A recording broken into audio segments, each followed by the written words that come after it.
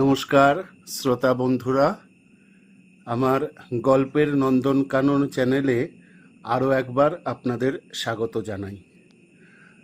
আমরা শুনছিলাম প্রখ্যাত সাহিত্যিক বরেন বসুর রং রুট। আমরা আজ শুনব রং রুটের তৃতীয় পর্ব। তাহলে চলুন শুনি আমরা রং রুটের তৃতীয় পর্ব। সুটকেস সাজিয়ে অমল আবার তার অভিযানের জন্য তৈরি হলো। মুভমেন্ট অর্ডারটাকে আরেকবার দেখে নিয়ে সযত্নে পকেটের মধ্যে রাখলে। ব্যারাকটার এক প্রান্ত থেকে অপর প্রান্ত আরও একবার চেয়ে চেয়ে দেখলে। তার মনে হলো সৈনিকের জীবনটাই বুঝিবা যাযাবরের জীবন। ব্যারাক থেকে বেরিয়ে মাঠে নামতেই দেখলে একটা দল ডাবল মার্চ করে মাঠটা প্রদক্ষিণ করছে। অমল চোখ কুঁচকে দেখলে দিবাকর তার মধ্যে আছে কিনা। বারবার তার দিবাকরের কথা মনে পড়ছে, কিন্তু আর কি কোনোদিন দিবাকরের সঙ্গে দেখা হবে?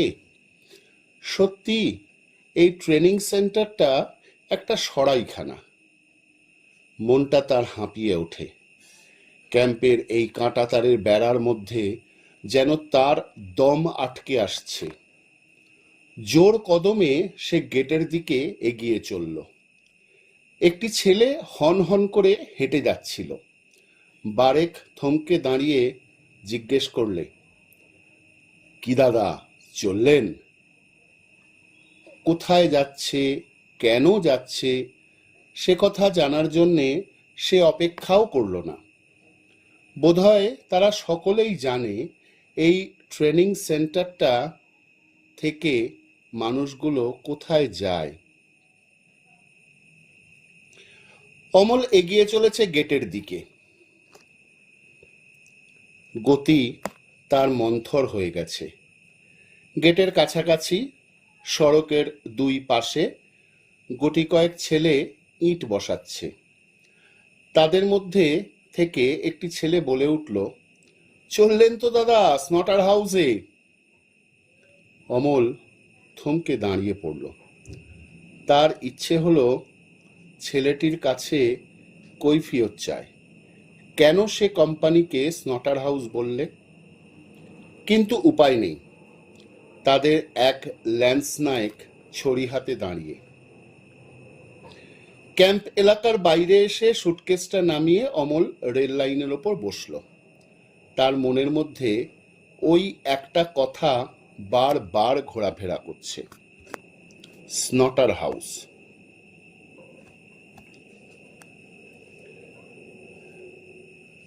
এই কথাটার সঙ্গে সঙ্গে একটি দৃশ্য তার চোখের ওপর ভেসে ওঠে। একটি লোক একপাল ছাগল ভেড়া তাড়িয়ে নিয়ে চলছে।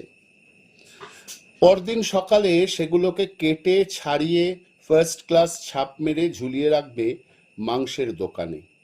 মাংসাশী মানুষের দল ভিড় করে দাঁড়াবে সেগুলোকে ঘিরে। অকস্মাৎ তার মনটা সন্দিগ্ধ হয়ে ওঠে। আতঙ্কে তার সমস্ত শরীর শিরশির করতে থাকে। সত্যিই তো স্নটার হাউস। যুদ্ধের ময়দানে যাওয়া মানেই তো মৃত্যু। মনে পড়ে প্রথম দিনে সেই প্রহরীর সাবধান বাণী, এখনো পালিয়ে বাঁচতে পারেন। কিন্তু কোথায়? পালানোর কথা ভাবতে ভাবতে অমল আবার চলতে লাগলো। কিছু দূরেই দেখা গেল রেল কোম্পানির মাঠ, লোহার রেলিং দিয়ে ঘেরা। তার ভেতরে সার সার তাঁবু। দূর থেকে কেমন যেন রহস্যময় বলে মনে হয়। দেখতে দেখতে অমল গেটের দিকে এগোচ্ছিল। মাঠের মধ্যে চলেছে প্যারেড। ছোট ছোট অনেকগুলো দল একই তালে পা ফেলে হাত দুলিয়ে একই সঙ্গে ডাইনে বাঁয়ে সামনে পিছনে যাচ্ছে আসছে। সকলেরই পরনে মিলিটারি পোশাক, খাকি প্যান্ট শার্টের ওপর সোলার হ্যাট, একেবারে পাকা পল্টন। হল্ট! হু কামস দেয়ার? অমল আঁতকে উঠে পেছনে সরে যেতে গিয়ে প্রায় পড়ে গিয়েছিল আর কি। বুকের ভেতরটা তার ধড়াস ধড়াস করছে। একেবারে বুকের ওপর সঙ্গী নোচানো। রাইফেলধারী লোকটি তার বুকের মধ্যে সঙ্গিনটাকে বসিয়ে দেওয়ার জন্য একেবারে তৈরি। শান্ত্রী হুঙ্কার দিলে, বলো কৌন হ্যায়? গেটের পাশ থেকে একজন নায়েক বেরিয়ে এলো। শান্ত্রীর উদ্যত রাইফেলটা এক ঝটকায় নামিয়ে দিয়ে খেকিয়ে উঠল। খুব বাহাদুরি হয়েছে, দিন দুপুরে হু কামস দেয়ার? কেন, চোখের মাথা খেয়েছ নাকি? শান্ত্রী জিপ কেটে সোজা হয়ে দাঁড়িয়ে বললে, এই যা, আমি এক্কেবারে ভুলে গেছি। নায়েক সাহেব খেঁচিয়ে উঠল, তা যাবে না, তা না হলে আমার পাছায় বাঁশটা যাবে কি করে? তোমার এই কীর্তি যদি কোনো অফিসারের চোখে পড়তো, তাহলে এতক্ষণে এই ফিতে দুটো খুলে রাইফেলটি ঘাড়ে নিয়ে তোমার মতো দারোয়ানি করতে হতো। শান্ত্রী মরমে মরে গিয়ে ক্ষমা প্রার্থনা করলে। নায়েক সাহেব অমলের সামনে এসে বললে, আপনার কি দরকার মশাই এখানে? অমল বললে, আমি এই কোম্পানিতে পোস্টেড হয়েছি। মুভমেন্ট অর্ডারটা তার হাতে দিলে। মুভমেন্ট অর্ডার দেখে নিয়ে নায়েক সাহেব বললে, আসুন আমার সঙ্গে। গেটের মধ্যে ঢুকে কয়েকটা তাঁবু পাশ কাটিয়ে একটা তাঁবুর সামনে গিয়ে ওরা দাঁড়ালো। নায়েক সাহেব অমলকে অপেক্ষা করতে বলে ভেতরে চলে গেল। একটু পরেই বেরিয়ে এসে বললে, আসুন, জমাদার সাহেব ডাকছেন। তাঁবুর মধ্যে ঢুকতেই জমাদার সাহেব খেকিয়ে উঠলেন, সুটকেসটা বাইরেই রেখে এসো, তোমার ওই মহামূল্য রত্ন কেউ চুরি করবে না। কথাটা অমলের সমস্ত শরীরে যেন বিষ ছড়িয়ে দিলে। সুটকেসটা বাইরে রেখে সে আবার তাঁবুর মধ্যে ঢুকল। জমাদার সাহেব হাতছানি দিয়ে তাকে কাছে ডাকলেন। টেবিলের সামনে গিয়ে অমল হাত তুলে নমস্কার করল। জমাদার সাহেব তাড়া দিয়ে উঠলেন, ওসব সিভিলিয়ানি কায়দা এখানে চলে না, বুঝলে? বার কয়েক অমলের আপাদমস্তক দেখে নিয়ে বললেন, তা বাবুর চেহারাটি তো দেখছি বেশ নাড়ুগোপালের মতো, আর সাজ পোশাকটিও একেবারে লক্কা পায়রা মার্কা, কিন্তু ওসব তো এখানে কোনো কাজে লাগবে না। বিস্ফারিত চোখে অমল জমাদার সাহেবকে দেখতে থাকে।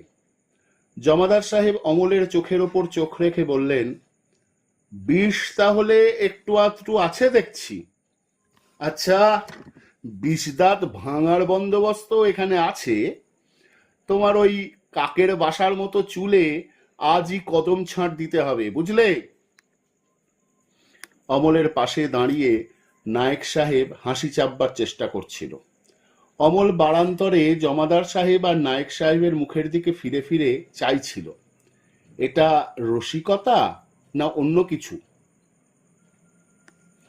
জমাদার সাহেব বললেন, চাটুর্যে, তোমার ওপর ভার রইল, এর চুল যেন আজই কাটা হয়। নায়েক চাটুর্যে বললে, আমি যে স্যার আজ গার্ড কমান্ডার, কোচ পরোয়া নেই, অর্ডারলি এনসিও কে বলে দেবে এটা আমার হুকুম, আর একে অর্ডারলি এনসিওর কাছে হ্যান্ড ওভার করে দাও। অর্ডারলি এনসিওর কাছে অমলকে হ্যান্ড ওভার করে দিয়ে নায়েক বললে, তুমি যেন আবার এর ওপর দরদ দেখাতে যেও না, কেন স্ট্রাইপটা ঘোচাবে, জানোই তো এখানকার হালচাল। ল্যান্স নায়েক দত্ত অমলকে বললে, চলুন একে একে কাজগুলো সেরে ফেলা যাক। চলতে চলতে অমলের বিমর্ষ মুখখানার দিকে তাকিয়ে বললে, খুব ঘাবড়ে গেছেন বোধ হয়। সন্ত্রস্ত হয়ে উঠে অমল বললে, না না, ঘাবড়াবার কি আছে? আছে বই কি। যেখানে মানুষ নিয়ে কারবার অথচ মনুষ্যত্বের নামগন্ধও নেই, সেখানে যে কোনো মানুষ নিশ্চয়ই ঘাবড়ে যাবে।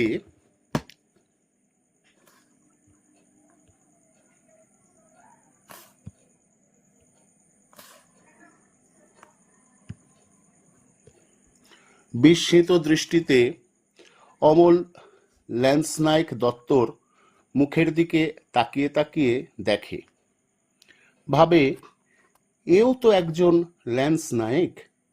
তবে ল্যান্স নায়েক দত্ত বললে, জমাদার দাশগুপ্তটি একটি অপূর্ব চিজ।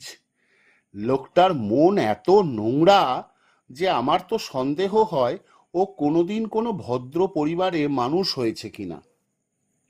অমল তখনও নিজেকে সামলাচ্ছে। ভাবপ্রবণ হওয়ার জায়গা এটা নয়। নিছক ভদ্রতার খাতিরে বললে, এতটা রূঢ় হবেন না। ল্যান্সনায়ক দত্ত হেসে বললে, ঠিকই বলেছেন, এতটা রূঢ় বোধহয় হওয়া উচিত নয়। কিন্তু প্রতি পদে রূঢ় ব্যবহার সহ্য করে আর রূঢ় ব্যবহার করার শিক্ষা পেয়ে মনটা সত্যিই অনেক রূঢ় হয়ে গেছে। কোম্পানি অফিসে নামধাম লেখানো হলো। কিটস নেওয়া শেষ হলে ল্যান্সনায়ক দত্ত বললে, চলুন আপনার সিটটা দেখিয়ে দিই। লম্বা লম্বা সারিতে তাঁবু খাটানো। তারই একটার সামনে দাঁড়িয়ে ল্যান্সনায়ক দত্ত বললে, উপস্থিত আপনি এই তাঁবুটাতে থাকুন, অন্য তাঁবুগুলো সবই ভর্তি। 180 পাউন্ড তাঁবু, তার মধ্যে লম্বালম্বি 2 লাইনে 8খানি খাটিয়া, 6টা সিটে বিছানা ড্রেসিং করা রয়েছে। কায়দাটা সেই ট্রেনিং ক্যাম্পের ছকেই। একটা খালি খাটিয়ার ওপর কিটসের বোঁচকাটা নামিয়ে রেখে অমল বললে, আপনার নামটা জানতে পারি কি? ল্যান্সনায়ক দত্ত বললে, জেনে বিশেষ লাভ নেই, 2 দিন পরেই আবার ভুলে যাবেন। ল্যান্সনায়ক দত্ত বলেই তো আমাকে ডাকতে হবে, নাম ধরে ডেকে বন্ধুত্ব করা এখানে চলবে না। অমল বললে, তাহলে এখন আমাকে কি করতে হবে? আপনাকে কিচ্ছু করতে হবে না, এই আমাদের দিয়ে আপনাদের ঘাড়ে ধরে সবকিছু করিয়ে নেবে। সেই জন্যেই তো এই ফিতেটি দিয়ে 2টি টাকা বেশি দেয়। ডান হাতের ফিতেটাকে দেখিয়ে বললে, আর এইটিকে বজায় রাখবার জন্যে আমাকে দেখাতে হবে যে আমি খুব সুখে আছি, আর করতে হবে আপনাদের মতো মানুষের সঙ্গে কুকুর বেড়ালের সামিল ব্যবহার। অমল বললে, তবে ওই ল্যান্সনায়কগিরি ছেড়ে দিলেই তো পারেন। ওরে বাবা, তাহলে কি আর রক্ষে থাকবে? কুকুরের মতো এদের পায়ের তলায় পড়ে ন্যাজ নাড়ুন, আপনার 200 খাতির, কিন্তু মানুষের মতো।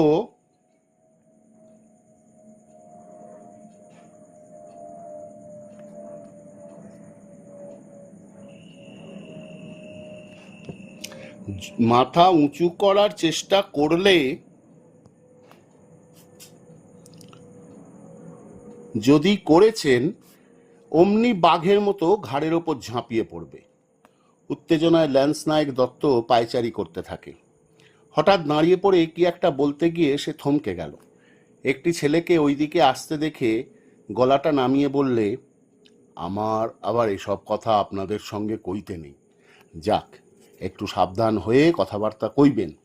জমাদার সাহেবের চরেরা কিন্তু তাঁবুর মধ্যে টিকটিকির মতো ওত পেতে থাকে। অমল কম্বলে বাঁধা বোঁচকাটা খুলে বসল। কম্বল দুখানা ভাঁজ করে পাশে রাখলে। মশারিটা মাথায় প্রায় ওরই সমান উঁচু।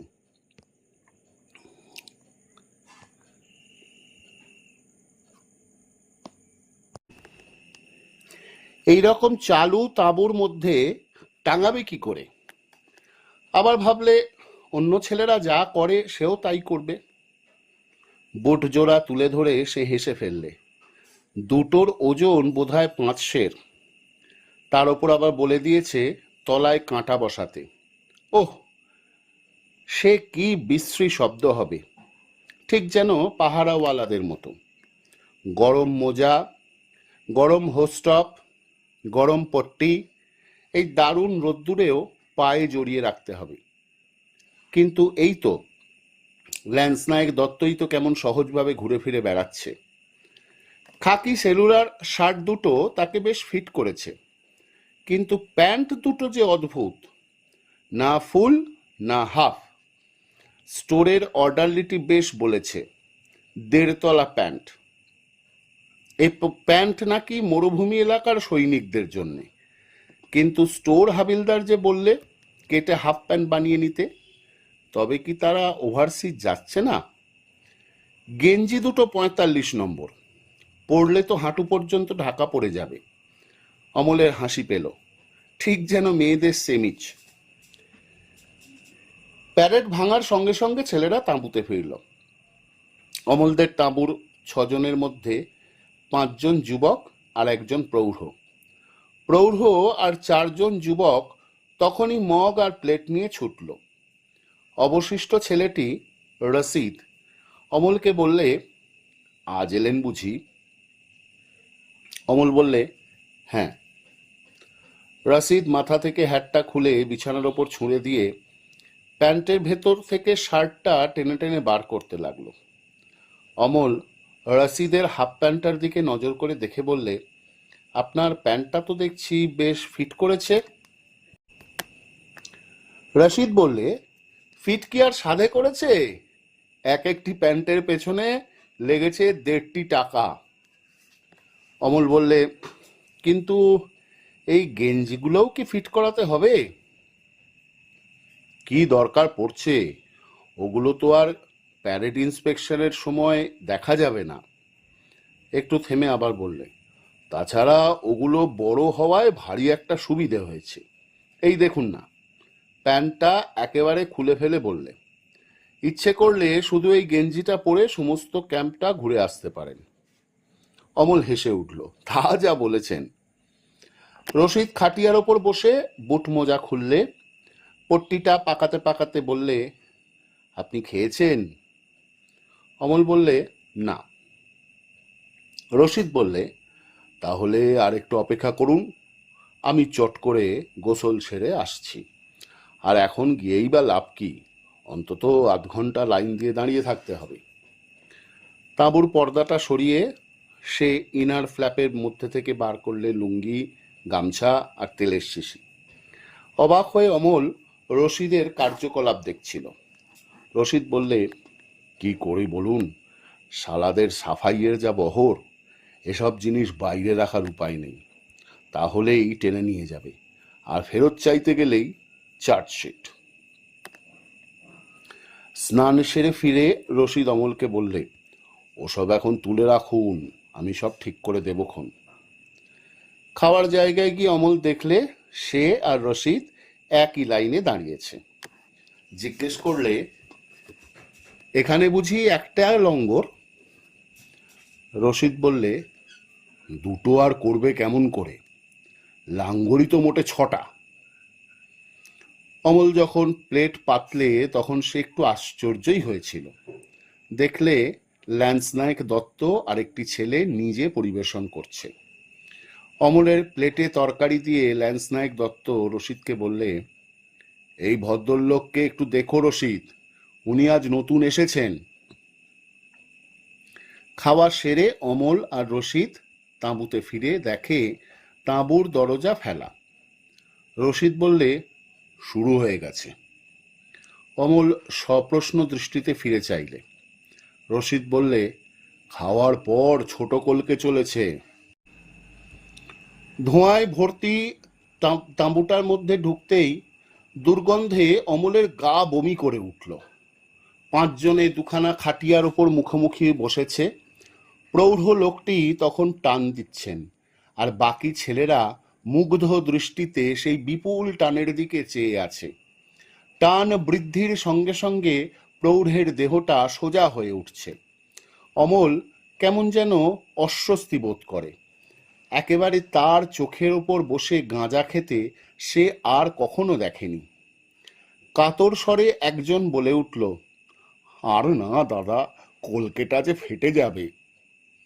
বোধহয় শিষ্যের কাতর প্রার্থনায় দাদার মন দ্রব হয়েছিল। টান চরমে ওঠার আগেই থেমে গিয়ে কলকেটা সেই ছেলেটির হাতে দিয়ে বললেন, নে, তোর কথায় এবারকার মতো ছেড়ে দিলুম। অমলের দিকে নজর পড়তে বললেন, কি ভাই, চলে টলে নাকি? অমল কুঁচকে গিয়ে বললে, আজ্ঞে না। প্রৌঢ় বললেন, কি জানি ভাই, নতুন এসেছো, জিজ্ঞেস করা আমার কর্তব্য। এটা না চলে, অন্যরকম যদি চলে তো বলো ভাই, সব রকম ব্যবস্থাই আমার কাছে আছে। রশিদ প্রৌঢ়কে বললে, এবার দাদা দরজাটা তুলে দিই। দাদা বললেন, দে না ভাই, তোদের বড্ড কষ্ট হচ্ছে না। রশিদ তাঁবুর দরজা তুলে দিয়ে শুয়ে পড়ল। শুয়ে অমলকে জিজ্ঞেস করলে, আপনার ক্যাটাগরি কি? অমল বললে, গার্ড। আমি মনে করেছিলাম লোকো। কেন? ট্রাফিকের লোকেরা সব ভদ্র মানুষ, আমাদের সঙ্গে মেশেই না। উল্টো সারি থেকে নাক ডাকার শব্দ শোনা গেল। রশিদ বলল, এখন এগুলো মরার মতো ঘুমোবে, ক্লাসের হুইসেল পড়লে আবার ওদের ডেকে নিয়ে যেতে হবে। ঘুম কি আর ওদের সহজে ভাঙবে? অমলের কেমন যেন আশ্চর্য ঠেকছিল। রশিদ তো গাঁজা খায় না, কিন্তু গাঁজাখোর ওই লোকগুলোর ওপর তার কত দরদ। রশিদ আবার জিজ্ঞাসা করলে, আপনি কতদিন ভর্তি হয়েছেন? অমল বললে, এই তো বড় জোর দিন 10-12। আর আমি 3টি মাস, দেখতে দেখতে কেটে গেল। কত ঝামেলা আমার ওপর দিয়ে গেল। কিরকম? তাহলে শুনুন, সেই পয়লা থেকে। আমার ভর্তি হওয়ার দিন 15 আগে একদল মানুষ আমাদের গ্রামে গিয়ে ঢেঁড়া পিটিয়ে হাত চিঠি বিলোতে শুরু করে। রেলের কাজে লোক নেবে, খাওয়া পড়া যাবতীয় খরচা গভর্নমেন্ট দেবে, এর ওপর আবার মোটা মোটা মাইনে। কাজ জানার দরকার নেই, গভর্নমেন্টই শিখিয়ে নেবে। একটু থেমে একটা বিড়ি ধরিয়ে নিয়ে বিছানার ওপর কাত হয়ে শুয়ে রশিদ বলে চলল, আমাদের হাল তখন বেজায় খারাপ। আমাদের 5 বিঘে জমির একটা মৌজা তখন মহাজন পাঁচুসার কাছে বন্ধক পড়েছে। সুদের প্রথম কিস্তি আমরা দিতে পারিনি। আমার বাপ ঠিক করেছিল, নতুন ধান উঠলে সুদে আসলে সবই সুদে দেবে। ফসল কাটতে গিয়ে লাগলো হাঙ্গামা। পাঁচুসা তার লোক লস্কর দিয়ে জমি ঘিরে রাখলো, বললে, টাকা আগে না দিলে ফসল কাটতে দেব না। বাপ অনেক মিনতি করলে, কিন্তু শোনে কে? বাড়ি ফিরে বাপ মতলব করলে রাতারাতি ফসল কেটে ঘরে তুলবে। সারা রাত ধরে ফসল কেটে ঘরে তুললাম। ফজরে পাঁচুসার লোকজন এসে বাড়ি ঘেরাও করলো। তারা শাসাচ্ছে, হয় তারা সমস্ত ধান নিয়ে যাবে, নয়তো ঘরে আগুন লাগিয়ে দেবে। বাপ আমার বাঘের বাচ্চা। বাপ লাঠি ধরল, আমার হাতেও লাঠি দিল, বললে, জান দেব, তবু ধান দেব না। আমার মা আর বোনেরা বঁটি ঝাঁটা নিয়ে উঠোনে এসে দাঁড়ালো। আমার লাঠিতে একজন জখম হলো। রশিদের চোখ দুটো জলজল করছে। বিড়িতে জোর দুটো টান দিয়ে আবার বলতে শুরু করলে, এই না দেখে বাপ ওই ঢেঁড়াওয়ালাদের একটা হাত চিঠি আমার হাতে দিয়ে বললে, পুলিশ আসার আগেই সদরে চলে যা, আর নাম ভাঁড়িয়ে মিলিটারিতে ভর্তি হয়ে যা। আমিও ভর্তি হলাম। ওরা বললে আমার মাইনে 30 টাকা। সদর থেকে পাঠিয়ে দিল কলকাতার এই ট্রেনিং ক্যাম্পে। কাজ শিখলাম মাসখানেক, তারপর এলাম এখানে। ট্রেনিং ক্যাম্প বলে দিলে কোম্পানিতে সব মাইনে পাবে, আর কোম্পানিতে বললে ট্রেনিং ক্যাম্পের মাইনের কথা আমরা কিছু জানি না, মাস শেষ হলে এখানকার মাইনে পাবে। আমার হাতে একটা পয়সা নেই, কারো কাছে কর্জ করতে পারি। সে প্রায় একটা মাস আমার যে কি কষ্টে কেটেছে তা আর কি বলবো। মাস কাবারে মাইনে নিতে গেলাম, দিলে 15 টাকা। লুইস সাহেব মাইনে দিচ্ছিল। টাকাগুলো টেবিলের ওপর রেখে বললাম, আমি কি তোমার ঘরের চাকর? 15 টাকা মাইনে দিচ্ছ? 30 টাকা হিসাবে 2 মাসের 60 টাকার 1 আদলা কম নেব না। লুইস সাহেব তো আমার কথা বুঝলো না। সুবেদার সাহেব আমার কথা ইংরেজিতে বুঝিয়ে দিলেন। সেই কথাই শুনে লুইস সাহেব চেয়ার ছেড়ে লাফিয়ে উঠে আমার গালে একটা চড় বসিয়ে দিলে। আমিও ঘুরে দাঁড়ালাম। ওসব সাহেব টাহেব ডরাই না। সুবেদার সাহেব খপ করে আমাকে ধরে ফেলল। আমি সুবেদার সাহেবকে বললাম, আমাকে ছেড়ে দাও, তোমাদের কাছে এমন চাকরি আমি করব না।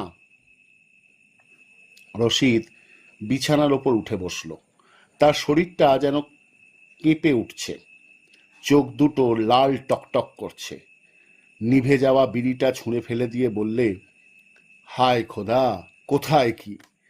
কোয়ার্টার গার্ড থেকে 2জন সেন্ট্রি এসে আমার দুটো হাত চেপে ধরলো, আর পেছন থেকে গার্ড কমান্ডার আমাকে গলার ধাক্কা দিতে দিতে কোয়ার্টার গার্ডে নিয়ে গেল। সেখানে নিয়ে গিয়ে আমার হাতে হাতকড়া লাগিয়ে দিলে। এমন জুলুমের রাজত্বে কি আর আমি করব? বসে বসে কাঁদতে লাগলাম। সবই আমার নসিবের ফের। খানিক পরে এলো জমাদার সাহেব। কোনো কথা না বলে দমাদ্দম কিল ঘুষি মারতে লাগলো। আমি আর কি করব বলুন? পিছমোড়া করে আমার 2 হাতে হাতকড়া লাগিয়ে রেখেছে। এরপর এলো মেজার সাহেব। সেটা করলো কি, আমাকে দাঁড় করিয়ে দিয়ে আমার পেটে মারলো একটা ঘুষি। দম বন্ধ হয়ে আমি মাটিতে পড়ে গেলাম। মেজর সাহেব বুট দিয়ে আমাকে একটা লাথি লাগিয়ে চলে গেল। অমলের দৃষ্টি ক্রমেই যেন ঝাপসা হয়ে আসছে। সমস্ত শরীরটার মধ্যে দিয়ে শিরশির করে একটা কুঁকুনি খেলে চলেছে। রশিদের মুখখানা সে স্পষ্ট দেখতে পাচ্ছে না, কেবল শুনতে পাচ্ছে। রশিদ তারপরও বলে চলেছে, এত করেও শালারা সন্তুষ্ট হলো না। পরদিন আমার সালিশ বসলো, আমি নাকি লুইস সাহেবকে মারতে গেছি।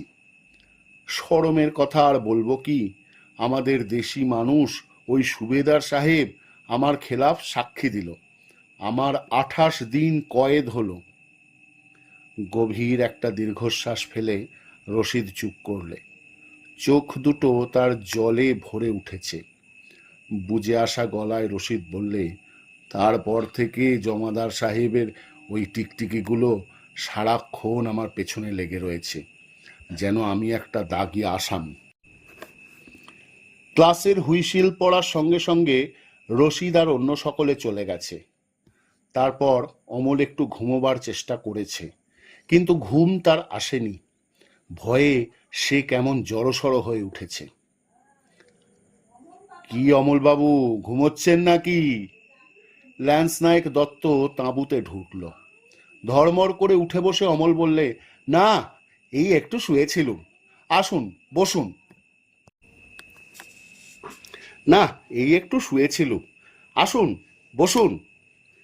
ল্যান্স নায়ক দত্ত অমলের পাশে বসে বললে, আমি কিন্তু গল্প করতে আসিনি, এসেছি কর্তব্য পালন করতে, স্ট্যান্ডিং অর্ডার শোনাতে। অমল তার মুখের দিকে চাইলে।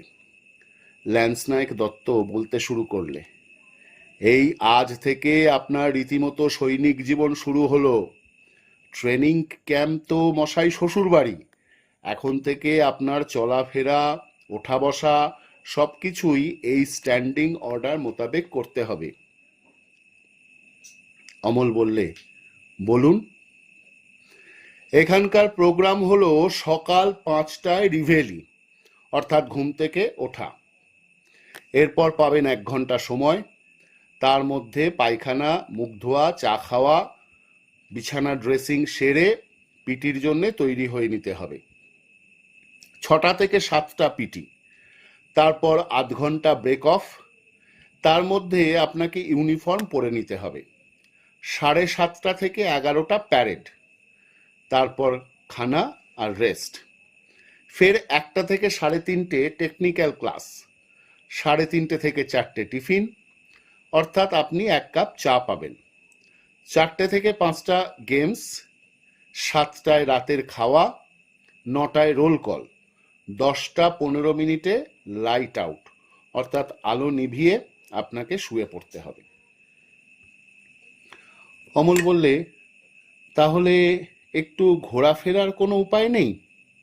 আছে বই কি, সপ্তাহে কেবল একদিন বেলা 1টা থেকে রাত 8টা পর্যন্ত ছুটি পাবেন। ফুল ইউনিফর্মে বেলা 11টার সময় আপনাকে কোম্পানি অফিসের সামনে ফল ইন করতে হবে। সুবেদার সাহেব ইন্সপেকশনে যদি উত্তীর্ণ হতে পারেন তবেই ছুটি পাবেন। অমল বললে, তারপর? ল্যান্সনায়ক দত্ত একখানা খাতার পাতা খুলে বলতে লাগলো, এই হুকুমের কোনো রদবদল না হওয়া পর্যন্ত এই স্ট্যান্ডিং অর্ডার আপনাকে চলতে হবে।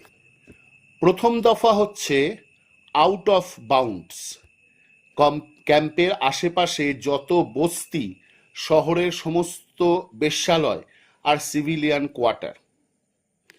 অমল বললে, তাহলে কি আমার নিজের বাড়িতেও যেতে পারবো না? হুকুম শোনানো আমার কাজ, তাৎপর্য ব্যাখ্যা করা আমার কাজ নয়। দ্বিতীয় দফা হচ্ছে ক্যাম্প ডিসিপ্লিন, সর্বদা ইউনিফর্ম পরে থাকতে হবে, মাথায় সবসময় হ্যাট রাখতে হবে, সকল অফিসারকে সকল সময়ই সেলাম করতে হবে। অমল আবার প্রশ্ন করলে, একই অফিসারকে একই দিনে যতবার দেখব ততবারই সেলাম করব? এই তো একটু একটু বুঝতে পারছেন দেখছি। তারপর তৃতীয় দফা, ক্যাম্পের মধ্যে মাদকদ্রব্য আনা বা রাখা নিষিদ্ধ। মদ খাওয়া মঞ্জুর, কিন্তু মাতাল হওয়া দণ্ডনীয়। অমল বিস্ময় ফেটে পড়ল, মদ খেতে পারবে অথচ মাতাল হতে পারবে না, এ আবার কিরকম হুকুম? ল্যান্সনায়ক দত্ত বললে, একেই বলে মিলিটারি হুকুম। যাক, চলুন আমার সঙ্গে। পায়খানা, প্রস্রাবখানা, বাথরুম, সেলুন, ক্যান্টিন, অফিস সব আপনাকে চিনিয়ে দিই। সমস্ত ক্যাম্পটা ঘুরে ঘুরে অমলকে দেখিয়ে আবার তাঁবুতে ফিরে ল্যান্সনায়ক দত্ত বললে, চুলটা কিন্তু গেমসের আগেই কেটে নেবেন, বুঝলেন না? ওই খেকি কুকুরটাকে ঘাঁটিয়ে লাভ নেই। টেকনিক্যাল ক্লাস শেষ হলে রশিদ ছাপাছাপি 1 মগ চা নিয়ে তাঁবুতে ঢুকে অমলকে বললে, নিন মগটা পাতুন, আপনার জন্যও এনেছি। খাটিয়ায় বসে চায়ে কয়েকটা চুমুক দিয়ে বললে, আপনার প্যান্ট দুটো আজই দর্জিকে দিয়ে আসতে হবে। আপনি না হয় 2-1টা দিন আমার একটা প্যান্ট পরে কাজ চালিয়ে দেবেন। অমলের চোখ দুটো যেন জ্বালা করে ওঠে। তাকিয়ে সে রশিদকে দেখে, বারবার তার মনে পড়ে দিবাকরের কথা। এই তো রয়েছে কত মানুষ, যাদের মধ্যে আছে বুক ভরা দরদ আর গভীর সহানুভূতি। অমল বললে, আমি কি করে দর্জির দোকানে যাব? কেন, ল্যান্সনায়ক দত্তকে দিয়ে একটা পারমিট করিয়ে নিন না। কিন্তু আমাকে যে আবার চুল কাটতে হবে, জমাদার সাহেবের হুকুম।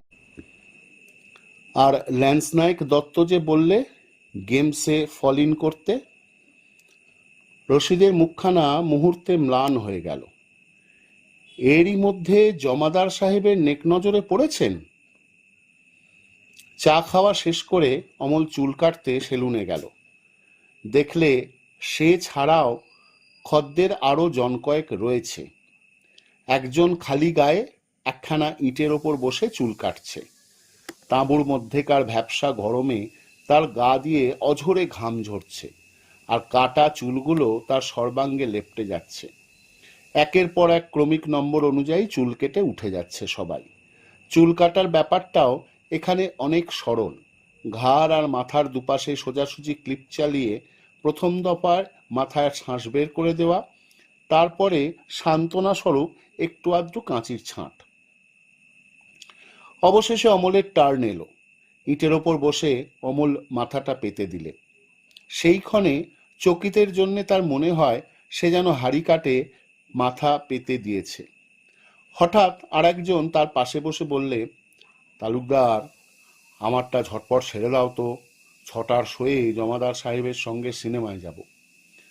তালুকদার অমলের মাথা থেকে হাতটা সরিয়ে নিয়ে বললে, आप थोड़ा ठहर जाइए, হাবিলদার সাহেব को 5 मिनट में हो जाएगा। অমল দেখলে হাবিলদার সাহেবের চুল কাটার পদ্ধতিটা কিন্তু অন্য রকমের। চামড়ার একটা ব্যাগ থেকে আরও একটা ক্লিপ বেরুলো, কাঁচি চিরুনিও আরও রকমারি বার হলো, আর তার সবকটাই ব্যবহার হতে থাকলো। তালুকদারের হাত কিন্তু এখন আর ঝড়ের বেগে চলছে না। অবশেষে হাবিলদার সাহেবের মাথাটা নিয়ে কিছুক্ষণ মালিশও হলো। গায়ের চুল ঝেড়ে হাবিলদার সাহেব যখন উঠে দাঁড়ালেন, তখন অমল সবিস্ময়ে দেখলে তালুকদার তো চুল ভালোই কাটে। তবে সেটা কি শুধু হাবিলদার সাহেব বলেই? চুল ছেঁটে তাঁবুতে ফিরে অমল সাবান আর গামছা নেওয়ার জন্যে সবেমাত্র সুটকেসটা খুলে বসেছে, এমন সময় হুইসেল বেজে উঠল, আর সঙ্গে সঙ্গে হাঁক, गेम्स के लिए फॉल इन। অমলকে এসে পাকড়াও করলেন এক নায়েক সাহেব। এই চলো ময়দান মে। অমল বললে, এইমাত্র আমি চুল কেটে আসছি। তবে আর কি, আমার মাথা রক্ষে করেছো।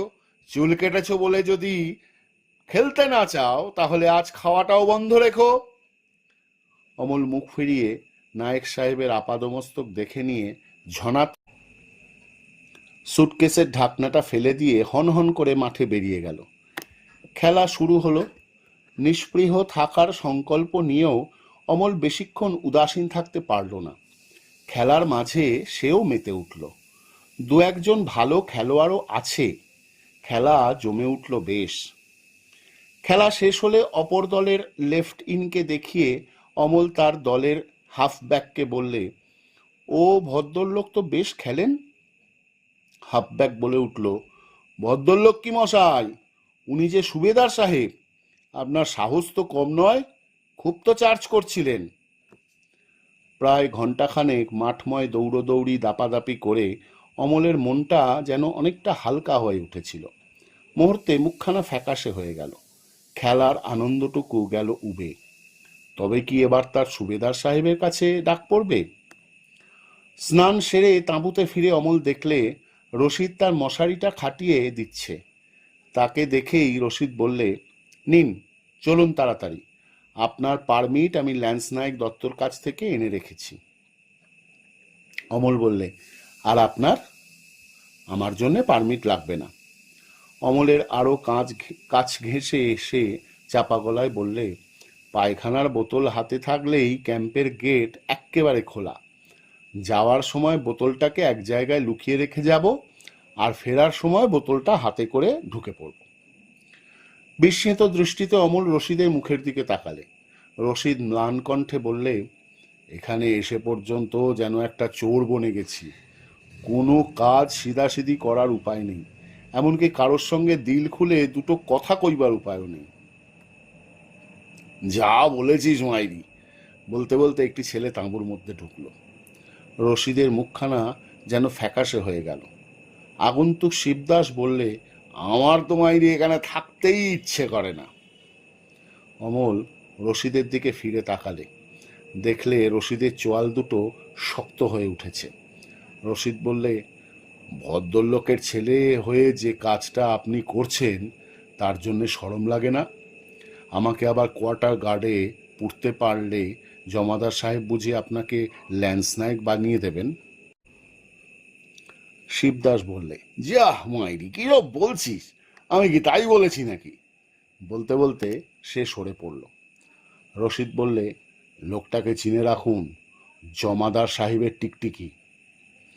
ক্যাম্প থেকে বেরিয়ে রেলের ইয়ার্ড পার হয়ে ওরা সদর রাস্তায় এসে পড়েছে। রাস্তার একধারে বস্তির সারি, আর অপর ধারে বাগানবাড়ির ছ্যাতলা ধরা পাঁচিল। রাস্তাটা সরু হলেও পিচ ঢালা। ইলেকট্রিক যদিও নেই, কিন্তু ঠুলি লাগানো গ্যাসগুলো জ্বেলে দিয়েছে। দুপাশে কাঁচা নর্দমা পাঁকে ভর্তি। সবুজ আচ্ছাদনের ওপর বড় বড় ফোসকা ফুটে রয়েছে। তার ওপর কঞ্চি দিয়ে বোনা সেতু, বস্তিতে যাতায়াতের রাস্তা। রাস্তার আবহাওয়াটাই কেমন যেন রহস্যময়। অমলের যেন গা ছমছম করে। নানান জাতের লোক রাস্তা দিয়ে চলাচল করছে। তাদের মধ্যে অনেকেই অপ্রকৃতিস্থ। একটা গ্যাসের তলায় অনেকগুলি মেয়ে ছেলে সেজে গুজে গোল হয়ে বসে আছে। তাদের মধ্যে কেউ কেউ সিগারেট টানছে। এদের পেছনে ফেলে ওরা এগিয়ে চলেছে। কিছু দূর গিয়ে ওরা একটা দর্জির দোকানে ঢুকলো। রশিদ হাত বাড়িয়ে প্যান্ট দুটো দিতেই দর্জি কল থামিয়ে উঠে এসে অমলের মাপ নিতে শুরু করলো। রশিদ চাটাইটার ওপর চেপে চুপে বসে আর একজনের সঙ্গে গল্প জুড়ে দিলে। মাপ দেওয়া হয়ে যেতেই অমল রশিদকে বললে, চলুন। আবার বসলেন কেন? হয়তো খাওয়ার ঘন্টা পড়ে যাবে। রশিদ বললে, একটু চা খাবেন না? না, ফিরেই তো আবার ভাত খেতে হবে। রশিদ উঠে দাঁড়িয়ে দর্জিকে বললে, আজ তাহলে থাক ওস্তাগর সাহেব, আর একদিন না হয় আসা যাবে খন। দর্জি বললে, তা কেমন করে হয় মিয়া, তোমার কথায় যে এতক্ষণ কোনো বাবু বসায়নি, তার তো তবে লোকসান হয়ে গেল। পকেট থেকে একটা টাকা বার করে দর্জির হাতে দিয়ে রশিদ অমলকে বললে, চলুন। ক্যাম্পের দিকে তারা ফিরছে। রশিদ চুপ করে আছে। অমল কেমন যেন অস্বস্তি বোধ করছে। আবছায়া অন্ধকার, রাস্তার পাশের লোকের মুখটাও পরিষ্কার দেখা যায় না। কিছু দূর চলার পরে হঠাৎ রশিদ বললে, আমি মাঝে মাঝে আসি। রশিদের দিকে চকিতে একবার চেয়ে অমল ভাবলে, এ কথার পিঠে সে কি বা বলবে। কোথায় আসে, কেন আসে, রশিদ সে সম্বন্ধে কিছু না বললেও সমস্ত ব্যাপারটা অমল জলের মতো বুঝতে পারছে। আবার রশিদ তেমনি হঠাৎ প্রশ্ন করলে, আপনি বোধহয় পছন্দ করেন না, না? অমল বললে, না। সে আমি বুঝতে পেরেছিলাম বলেই আজ গেলাম না। অমল বিস্মিত হয়ে ভাবছিল, রজত একদিন তার কাছে এই একই প্রস্তাব করেছিল, কিন্তু এ দুয়ের মধ্যে কি দুস্তর প্রভেদ। ক্যাম্পে ফিরে খাওয়া শেষ করে অমল আর রশিদ তাঁদের তাঁবুর সামনে বসেছে। রোল কলের তখনও কিছুটা দেরি আছে। সারা মাঠময় লোক রয়েছে ছড়িয়ে। অন্ধকারে তাদের দেখা যায় না, কেবল চোখে পড়ে সিগারেট বিড়ির আগুন। রশিদ বললে, এই সময়টায় জমাদার সাহেবের টিকটিকিগুলোর ভারী সুবিধে। অমল বললে, থাক তবে, ওসব আলাপ আর করে দরকার নেই। রোল কলের হুইসেল পড়ল। সিগারেট বিড়ির আগুনগুলো ধীরে ধীরে মাঠের মাঝে জমা হচ্ছে। কিছুক্ষণের মধ্যেই সমস্ত অন্ধকার। শুরু হলো রোল কল। সমস্ত কোম্পানিটা দাঁড়িয়েছে দুভাগে ভাগ হয়ে, লোকো আর ট্রাফিক। হাবেলদার মেজর নিচ্ছেন রোল কল। বেশ তাড়াতাড়ি শেষ হলো। হুকুম মানার উপদেশ আর ভাই বোনদের কিস্সার উপদ্রব নেই। পরদিনের প্রোগ্রাম, রুট মার্চ, তারই টাইম টেবল আর পোশাকের বিবরণ। রোল কল শেষ হতে রশিদ অমলের সঙ্গে কিছুক্ষণ বসে থেকে তাঁবুর মধ্যে চলে গেল। অমল উঠি উঠি করেও যেন উঠতে পারে না। ফাঁকা মাঠ, নিকষ কালো অন্ধকার, তার মাঝে বিড়ি সিগারেটগুলো জোনাকির মতো জ্বলছে আর নিচ্ছে। হাওয়া দিচ্ছে মৃদু মৃদু। শুকনো ঘাসের ওপর শুয়ে পড়তে ইচ্ছে করছে। অমল ভাবছে তার ফেলে আসা জীবনের কথা। একটা অবলম্বন সে খুঁজছে, যাকে সে তার সৈনিক জীবনের অবসর মুহূর্তগুলোতে আঁকড়ে ধরবে। কিন্তু কিছুই তো তার নেই। যা আছে তা কেবল সম্ভাবনা। সুযোগ পেলে সে কি হতে পারত, পয়সা থাকলে সে কি করতে পারত। তাঁবুর মধ্যে থেকে হাসির একটা হল্লা ভেসে আসে। অমলের চিন্তার জাল ছিন্ন ভিন্ন হয়ে যায়। সে সৈনিক, এই রূঢ় বাস্তব তাকে স্মরণ করিয়ে দেয় পরদিন সকালে রুট মার্চ, কাজেই সকাল সকাল উঠতে হবে। তাঁবুর পর্দা সরিয়ে মাথাটা গলিয়ে দিতেই অ্যালকোহলের তীব্র গন্ধে অমলের মাথাটা ঝিমঝিম করে ওঠে। বারেক মাথাটা টেনে নিয়েই আবার সে তাঁবুর মধ্যে ঢুকে পড়ে। সিটে পৌঁছতে পৌঁছতে মাথাটা তার ভারী হয়ে আসে। হামাগুড়ি দিয়ে সে বিছানার মধ্যে ঢুকে পড়ল। একটি ছেলে বললে, একটা রসালো গল্প ছাড়ো দাদা। দাদা বললেন, দূর, এমন মৌজের সময় কি বককে বক বক করে? না দাদা, তোমার মুখে একটা গল্প না শুনলে যে ঘুমই আসবে না। দাদার গল্প শুরু হলো।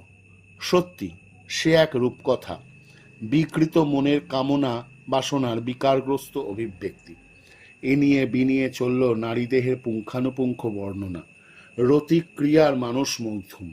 শুনতে শুনতে অমলের শরীর কুঁকড়ে উঠেছে। অস্বস্তিতে সে পাশ ফিরে শুয়েছে। গল্প চলেছে চোঁয়া ঢেকুরের মতো জ্বালাময়। তার সমস্ত শরীরের জ্বালা ধরে গেছে, চামড়ার তলে তলে আগুন জ্বলে উঠেছে। থাবা মেলে অমল কম্বলটা চেপে ধরল। জোর গুজব কোম্পানি শিগগিরই মুভ করছে, কিন্তু কোথায়? জল্পনা কল্পনার অন্ত নেই। ইরাক, ইরান, চীন, উত্তর আফ্রিকা, এমনকি রাশিয়ার নামটাও বাদ পড়েনি। খবরের সন্ধানে অমলও ঘুরে ঘুরে বেড়ায়, কিন্তু খবরগুলো এতই সচল যে কোনটা সবচেয়ে তাজা তার হদিশই পাওয়া যায় না। অমল ভাবে, লেনিনগ্রাড, মস্কো, কোনোটাই তো ফল করল না। তবে আর কবে জার্মানি আসবে ভারতবর্ষে? জার্মানি না এলে কি ব্রিটিশের হাত থেকে কোনোদিন মুক্তি পাওয়া যাবে? ছোট একটা দল এক জায়গায় গোল হয়ে আড্ডা জমিয়েছে। অমল ধীরে ধীরে সেই দিকেই চলেছে। মুভের খবরটা সকলকেই যেন বেশ চাঙ্গা করে তুলেছে। কিন্তু যেখানেই তারা যাক না কেন, সেটা তো লড়াইয়ের মাঠ।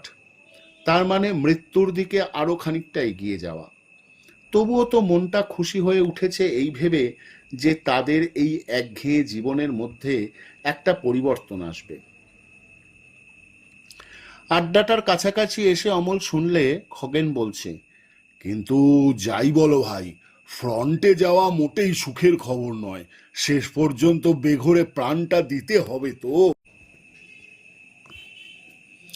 মৃগাঙ্ক বললে, দূর ক্যাবলা, আমরা প্রাণটা দিতে যাব কেন? আমরা তো আর রেগুলার ফোর্স নই যে রাইফেল ঘাড়ে করে ফ্রেঞ্চে নেমে লড়াই করব। আমরা চালাবো রেল, ফ্রন্ট লাইন থেকে বহু দূরে। পাঁচকড়ি খেকিয়ে উঠল, তোমায় বলেছে রোজ যদি অন্তত খবর কাগজটাও পড়তে। আরে বাবা, রেলওয়ে হলো আসল রাস্তা। ওই পথ দিয়েই তো লড়াইয়ের সমস্ত রসদ যাতায়াত করে। দেখো না, রাশিয়াতে রোজই একটা না একটা রেল জংশন বার কয়েক হাত বদল হচ্ছেই। হঠাৎ নজরটা ঘুরে গেল। কোম্পানি অফিসের অর্ডারলি সোহরাব ওই দিকেই আসছে। মৃগাঙ্ক বললে, সোহরাবকে চেপে ধরলে হয়তো একটা হদিশ পাওয়া যেতে পারে। মৃগাঙ্কর পেছন পেছন সকলেই গিয়ে সোহরাবকে ঘিরে ধরল। মৃগাঙ্ক জিজ্ঞেস করলে, হ্যাঁ রে, কোম্পানি নাকি শিগগিরই মুভ করছে? সোহরাব নিতান্ত নিষ্প্রিয়ভাবে বললে, শুনছি তো রোজই। সুধেন্দু একেবারে সামনে এসে বললে, কি শুনছিস রে? সোহরাব বললে, বলে কি আমি কোয়ার্টার গার্ডে যাব নাকি?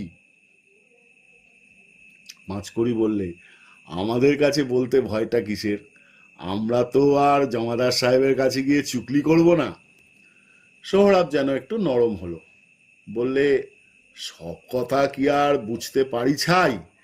ইংরেজিতে কত কথাই বলে। এই তো আজও হেড ক্লার্ককে বলছিল। হেড ক্লার্ক আমাকে পাঠিয়েছে কোয়ার্টার মাস্টারের কাছে প্যাকিং বক্সের স্টক জানতে। এই তো এই কাগজটায় লিখে দিয়েছে। মৃগাঙ্ক ছোঁ মেরে সোহরাবের হাত থেকে কাগজটা নিয়ে নিলে। সঙ্গে সঙ্গে সোহরাব মৃগাঙ্কর হাত চেপে ধরে বললে, ও কাগজ পড়লেই আমি অ্যাডজুট্যান্ট সাহেবকে বলে দেব। ভালো চান তো ফিরিয়ে দিন বলছি। অনেক কাকুতি মিনতি করল মৃগাঙ্ক, কিন্তু সোহরাব কোনো কথা শুনল না। কাগজটা নিয়ে সে স্টোরের দিকে চলে গেল। মৃগাঙ্ক আপন মনেই গর্জে উঠল, করে তো অর্ডারলির কাজ, তার ডাঁট দেখো না, যেন ও নিজেই একটা অ্যাডজুট্যান্ট। ভিড়টা পাতলা হয়ে গেল। ছোট ছোট দলে কিছু কিছু এদিক সেদিক চলে গেল। প্যাকিং বক্সের হিসেব নেওয়া, এইটাই তো একটা বিরাট খবর। এরই ভিত্তিতে আবার নতুন করে জল্পনা কল্পনা করা যায়।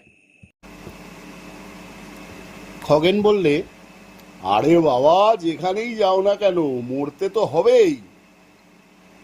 মৃগাঙ্ক বললে, আমি তো জানি, কেবল একবার মিলিয়ে দেখছিলুম। সুধেন্দু বললে, তবে বাছাদর ন্যাজে খেলাচ্ছ কেন? বলেই ফেলো না।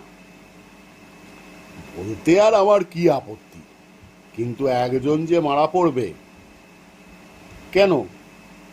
একদিন তো আমরা সেখানে যাবই, আর দুদিন আগে জানলেই মহাভারত অশুদ্ধ হয়ে যাবে। মৃগাঙ্ক খেকিয়ে উঠল, ব্যাপারটা অত সহজ নয় রে। জানিস সিকিউরিটি কাকে বলে? পাঁচকড়ি বললে, কেন শুধু শুধু গুল মারছিস মাইরি? ওসব বুকনি ছেড়ে দিয়ে যা জানিস তাই বল, না হয় এক প্যাকেট বুটবাইন খাওয়াবো। মৃগাঙ্ক বললে, না, তোরা একেবারে গেঁয়ো ভূত, কিচ্ছু জানিস না। সিকিউরিটি হচ্ছে মিলিটারির সবচেয়ে বড় অস্ত্র। জান যাবে তবু মুখ খুলবে না। তুমি যদি কোনো খবর জানতে পারো তাহলে সে খবর দ্বিতীয় কাউকেও জানাবে না। যদি জানাও তাহলেই শত্রুপক্ষ জানতে পারবে আর আমাদের সমস্ত প্ল্যান বানচাল করে দেবে। শ্রোতার দল বিস্ময়ে বেবাক হয়ে গেছে। তাদের বুদ্ধির পরিধির মধ্যে মৃগাঙ্কর এই অকাট্য যুক্তিকে খাপ খাওয়াতে পারছে না। মিলিটারিতে কি সবই আজব। তবুও খগেন বললে, যে জায়গায় আর দুদিন বাদে আমরা সশরীরে হাজির হব, সেই জায়গাটার নাম জানাতে এদের এতই ভয়, আমাদের এতই অবিশ্বাস কেন? আমরা জানতে পারলে বুঝি জার্মানদের কানে কানে বলে আসব? মৃগাঙ্ক বললে, জার্মানদের চেয়ে জাপানিরাই এখন অনেক কাছে এসে পড়েছে, আর ভয় এখন তাদেরই বেশি। তুই যে জাপানিদের কাছে বলবি সে কথা আমি বলছি না, কিন্তু আমাদেরই মধ্যে এমন লোক রয়েছে যারা এ কাজ করছে। বলতে পারিস জিপিওর ওপর রং বদলানোর সঙ্গে সঙ্গে সেই দিনই টোকিও রেডিও থেকে সে খবর দেয় কি করে? দলটার মধ্যে থমথমে একটা ভাব ঘনিয়ে এলো। সন্ত্রস্ত দৃষ্টিতে প্রত্যেকে প্রত্যেকের দিকে কেমন যেন সন্দিগ্ধভাবে তাকিয়ে তাকিয়ে দেখে। সত্যি তো, এসব খবর দেয় কে? পাঁচকড়ি বলে উঠল, যা যা, তোকে আর বলতে হবে না, ঢের কেরামতি হয়েছে। মৃগাঙ্ক বললে, বললে আর আমার কি ক্ষতি, কিন্তু বেচারা মজুমদার মশাই যে কোর্ট মার্শালে চড়বে। Court martial? হ্যাঁ রে হ্যাঁ, এ খবর যদি ক্যাম্পময় জানাজানি হয়ে যায় তাহলে মজুমদার মশাইয়ের নির্ঘাত কোর্ট মার্শাল। জানিস, অফিসের প্রত্যেকটি স্টাফকে অফিসিয়াল সিক্রেটস অ্যাক্ট অনুযায়ী বন্ড দিতে হয়েছে। কোম্পানির কোনো সিক্রেট খবর যদি বেরিয়ে পড়ে তাহলে 3 বছর থেকে 14 বছর পর্যন্ত জেল দিতে পারে, ফাঁসিতে লটকাতে পারে, গুলি করে মারতে পারে। শ্রোতাদের ধৈর্যের বাঁধ খান খান হয়ে গেছে। গজগজ করতে করতে অনেকেই এদিক ওদিক চলে গেল। যে 4-5 জন রইল তাদের আরও কাছে ডেকে মৃগাঙ্ক ফিসফিস করে বললে, আমরা যাচ্ছি নর্থ আফ্রিকায়। এই সপ্তাহেই আমরা মুভ করছি। এখান থেকে রওনা হয়ে বোম্বে, বোম্বে থেকে জাহাজে বেনগাজি। সেদিন রাতে রোল কলের পর রশিদ অমলকে আড়ালে ডেকে জিজ্ঞেস করল, বেনগাজি কোথায় অমলবাবু? অমল বিস্মিত হয়ে বললে, কেন? আমরা নাকি কালই সেখানে যাচ্ছি। সত্যি নাকি অমলবাবু? তা আমি কেমন করে জানবো বলো? আপনি কিছু শোনেননি? হ্যাঁ, শুনছি তো অনেক কিছু। তা মিলিটারিতে যখন ঢুকেছি তখন যেখানে এদের দরকার সেখানেই নিয়ে যাবে। রশিদ কেমন যেন মনমরা হয়ে গেছে, কি যেন সে ভাবছে। কিছুক্ষণ চুপ করে থেকে হঠাৎ বললে, আপনার বাপ মা এ খবর শুনলে কি করবেন একবার ভাবুন তো। কিন্তু সে কথা তো আর চলে না রশিদ, আমরা যে বন্ডে সই করেছি। রশিদ কিছুক্ষণ অমলের মুখের দিকে চেয়ে থাকে। কি যেন সে অমলের মুখের মধ্যে খুঁজতে থাকে। বন্ডে সই করার তাৎপর্য সে বোঝে না। আইনের বাঁধন তার সরল মনের ত্রুটি চেপে ধরতে পারে না। সোজাসুজি সে অমলকে প্রশ্ন করে, আপনি তাহলে যাবেন? দিশেহারা হয়ে অমল বললেন, না গিয়ে যে উপায় নেই রশিদ। রশিদ আর কোনো কথা না বলে হনহন করে তাঁবুর মধ্যে চলে গেল। অমলের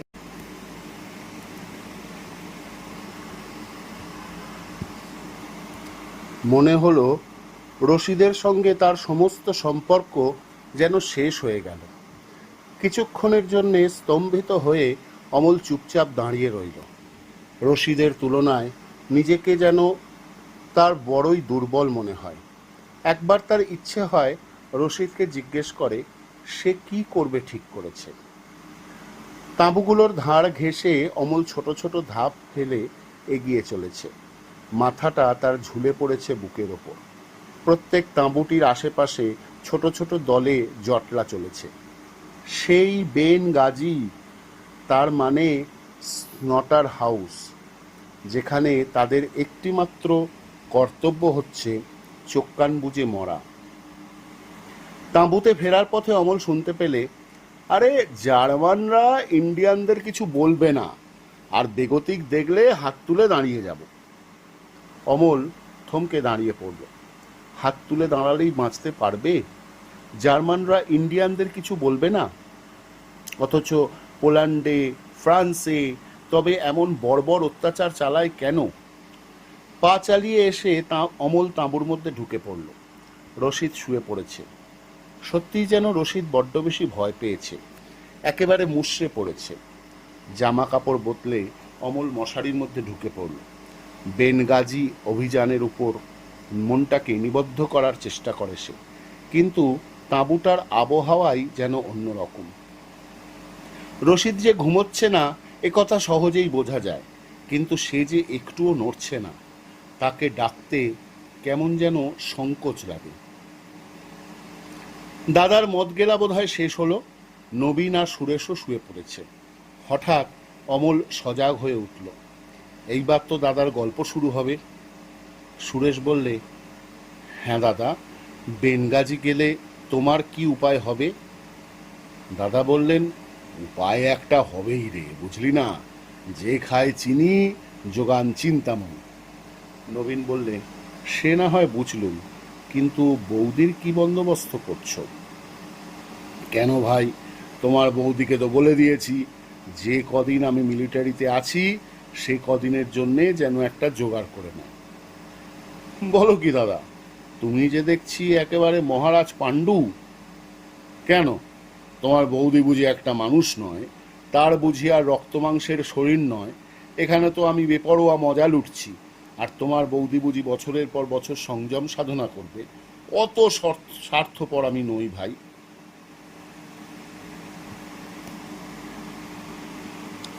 বাইরে থেকে নাইট পিকেট হাঁক পারল, এই বাদ বন্ধ, লাইট আউট হো গেয়া।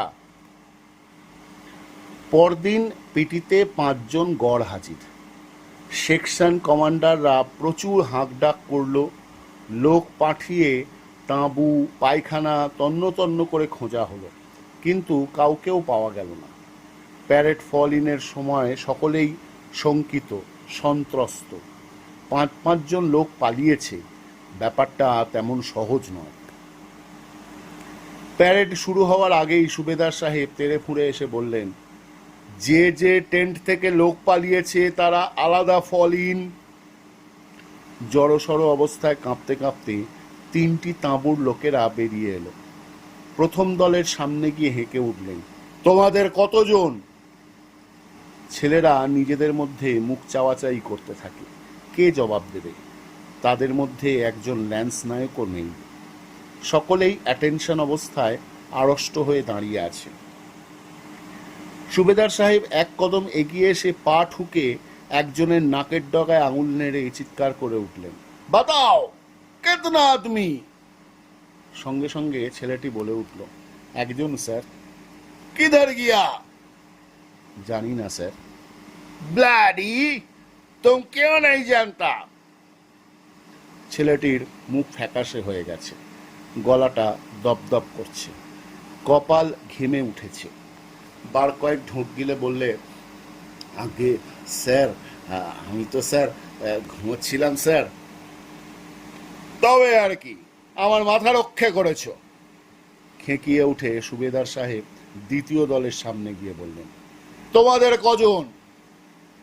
একসঙ্গে 3-4 জন বলে উঠল, 3 জন স্যার। সুবেদার সাহেব বোমার মতো ফেটে পড়লেন, হোয়াট? চোখ দুটো কপালে তুলে বললেন, ব্লাডি, তুম লোগ মর গিয়া থা। এদিক ওদিক দেখে নিয়ে একজন উত্তর দিলে, না স্যার। না sir. Then what the bloody hell were you were doing?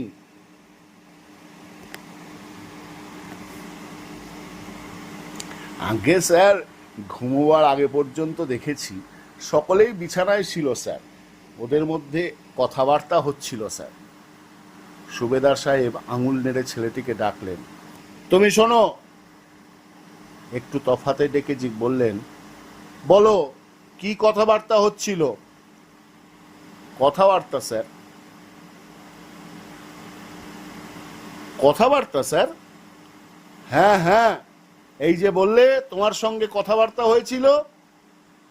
না স্যার, আমি তো ওদের সঙ্গে কথাবার্তা বলিনি স্যার, ওরা সকলে স্যার খারাপ গল্প বলা বলি করছিল।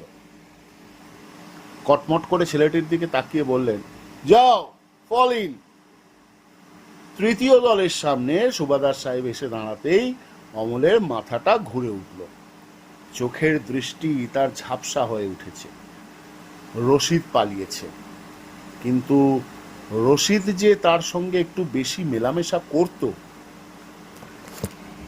সুবেদার সাহেবের স্বর কিন্তু মোলায়েম হয়ে গেছে, সহজভাবে জিজ্ঞেস করলেন, তোমাদের তাঁবু থেকে কেবল রশিদ বুঝি? দাদা বললেন, আগে হ্যাঁ স্যার। আচ্ছা। আর কিছু না বলে চলে গেলেন অফিসের দিকে। যথারীতি প্যারেড শুরু হলো। কোন সেকশনে রাইফেল, কোনো সেকশনে ড্রেন গান, আর বাকি সকলের স্কোয়াড ড্রিল। সেকশন কমান্ডাররা তটস্থ হয়ে উঠেছে। সে স্কোয়াড ড্রিলের হাবিলদার একটানা চেঁচিয়ে চলেছে, লেফট রাইট লেফট। মুহূর্তের জন্যেও সে আজ ঢিলে হবে না।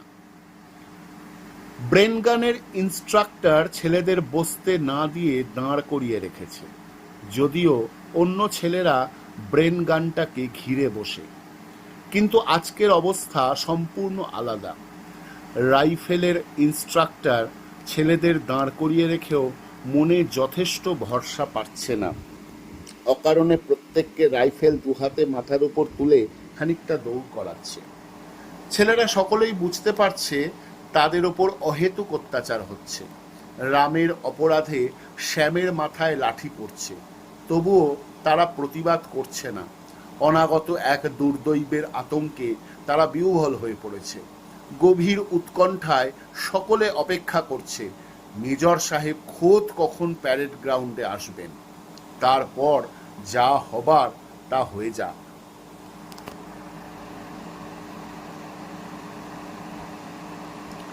কিন্তু প্যারেডের সময়টা নির্বিঘ্নে কেটে গেল। মেজর সাহেব অবশ্য আসেননি, কিন্তু অন্যান্য অফিসাররা যথারীতি এসে প্যারেড পরিদর্শন করে গেছেন। কিন্তু অভাবনীয় কিছু একটা ঘটেনি। বিকেলের দিকে ক্যাম্পের চেহারা গেল বদলে। 2জনের জায়গায় 6জন রাইফেলধারী সেন্ট্রি বেয়নেট ফিক্সড করে দাঁড়িয়েছে ক্যাম্পের 4 কোণে আর 2 গেটে। 6জন ডান্ডা সেন্ট্রি ডান্ডা ঘাড়ে মোতায়েন হয়ে গেছে পায়খানা, প্রস্রাবখানা, বাথরুমে, লঙ্গরখানার পেছনে আর ভাঙা বেড়ার সামনে।